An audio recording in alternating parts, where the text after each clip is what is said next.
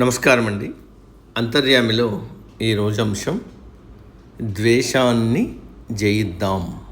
మనకు అందించిన వారు డాక్టర్ బండి సత్యనారాయణ గారు. వినిపిస్తున్నది మీ విజయభాస్కర్.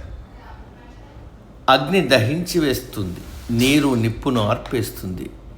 ఈ రెండు గుణాలు మనిషిలో ఉన్నాయి. ద్వేషం ఇతరులను అగ్నిలా కాల్చేస్తుంది. అదే దయాగుణం ఇతరుల్లోని ద్వేషాన్ని పోగొడుతుంది. మంచి గుణాలు, చెడ్డ గుణాలు రెండూ కూడా ప్రతి మనిషిలోనూ సహజంగా ఉంటాయి. సందర్భాన్ని బట్టి బయటపడుతుంటాయి. దయ వంటి సుగుణాలను వ్యక్తం చేసినప్పుడు వ్యక్తిగతంగానూ సమాజపరంగానూ మేలే జరుగుతుంది.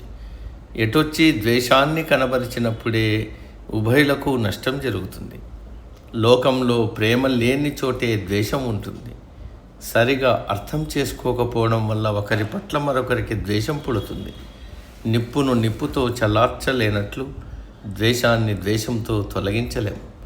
ఒకరు మన పట్ల ద్వేషభావం కలిగి ఉంటే మనము వారి పట్ల అదే వైమనస్యాన్ని ప్రదర్శించకూడదు. అలా చేస్తే ద్వేషం ముదిరి కక్షలకు దారితీస్తుంది. అవతలి వారు తెలియక తప్పు చేస్తే మనం తెలిసి తప్పు చేయకూడదు కదా. అపకారికి ఉపకారము చేసిన వాడే నేర్పరి అని శతకకారులు చెప్పింది అందుకే. రాచపుండు లాంటి ద్వేషానికి మూలం ఈర్ష్య, అసూయలు.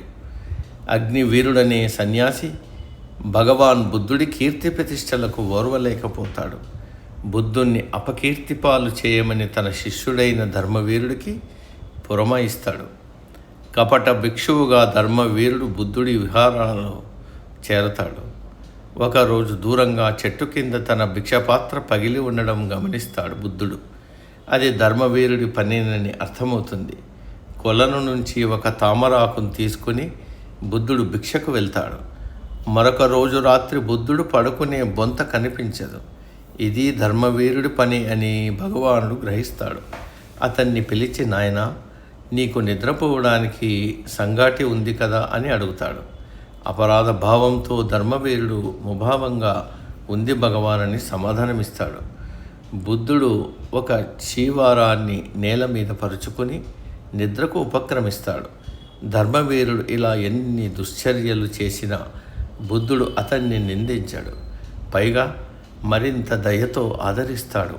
ఒక అర్ధరాత్రి పూట బయలుదేరి వెళ్ళిన ధర్మవీరుడు తెల్లారేసరికి తన గురువైన అగ్నివీరుడితో తిరిగి వస్తాడు. తమ తప్పుల్ని క్షమించమని ఇద్దరు బుద్ధ భగవానుని వేడుకుంటారు. ద్వేషం చెడ్డగుణం కాబట్టి ఎంతటి అసహ్యకర పనులకైనా ప్రేరేపిస్తుంది. నేటి సమాజం విపరీతమైన ద్వేషంతో దహించుకుపోతోంది. అలాగని మంచితనము లేకపోలేదు. కానీ తీర్థానికి తీర్థం, ప్రసాదానికి ప్రసాదం అన్నట్టు మంచి చేసేవారు చేస్తున్నారు, విషం కక్కేవాళ్ళు కక్కుతున్నారు. శాస్త్ర సాంకేతిక రంగాల్లో దినదినాభివృద్ధి సాధిస్తున్నాం. ఇంత సాధించిన మనం వ్యక్తిత్వానికి సంబంధించిన లోపాన్ని సరిదిద్దుకోవడం పెద్ద విషయం కాదు. కాబట్టి ద్వేషాన్ని కూడా జయిద్దాం. సమాప్తం. సర్వే జన సుఖినో భవంతు. అందరూ బాగుండాలి, అందులో మనము ఉంటాం.